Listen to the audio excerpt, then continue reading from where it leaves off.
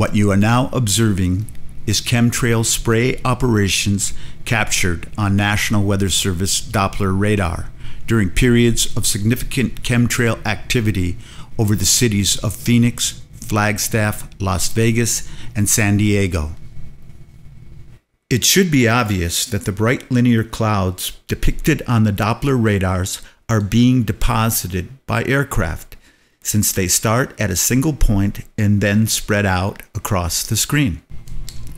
In most cases, the aircraft can be seen flying in the same direction, somewhat close together, as if they were flying in some sort of military formation or coordinated operation.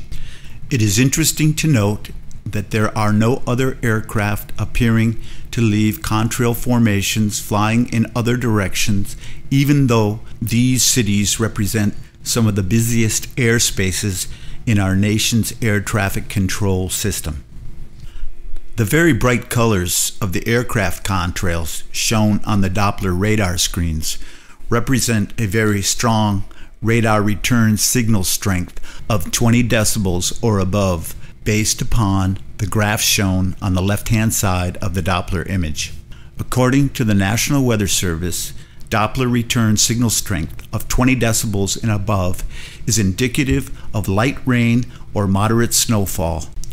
Despite the fact that the brightly colored linear contrails resemble what we often associate on Doppler radar with heavy thunderstorms or significant precipitation events, it should be noted that no precipitation fell on these locations on the dates and times indicated by the Doppler radar image.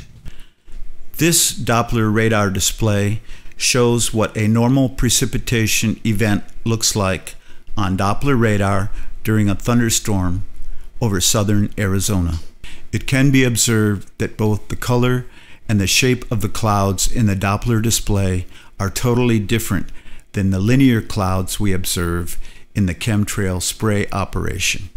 Many chemtrail researchers have noted that the chemtrail spray is composed of aluminum oxides, barium salts, nanoparticles, and other types of man-made materials, which could account for the highly reflective nature of the aircraft contrails that we observe on these Doppler radar images.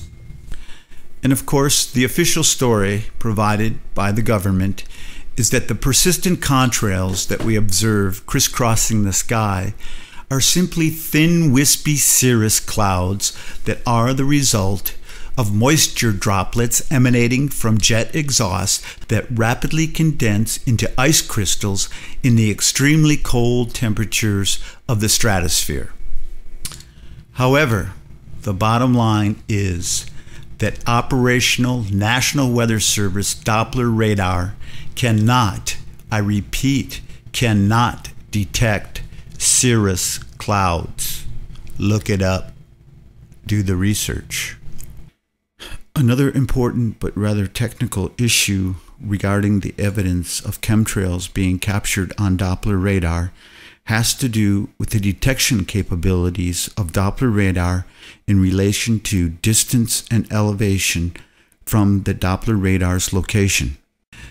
Based upon the information provided on this chart from the National Weather Service, we can see that the horizon-oriented Doppler weather radars, which are set to a maximum angle of 4.3 degrees, would not detect clouds above 20,000 feet within a 35-mile radius of the radar.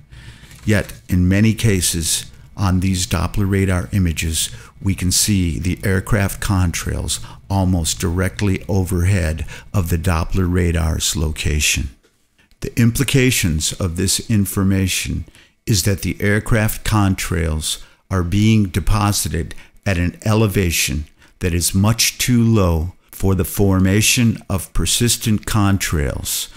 This is due to the fact that atmospheric conditions rarely achieve the required -40 degrees centigrade for the formation of persistent contrails at 20,000 feet elevation over the Sonoran Desert.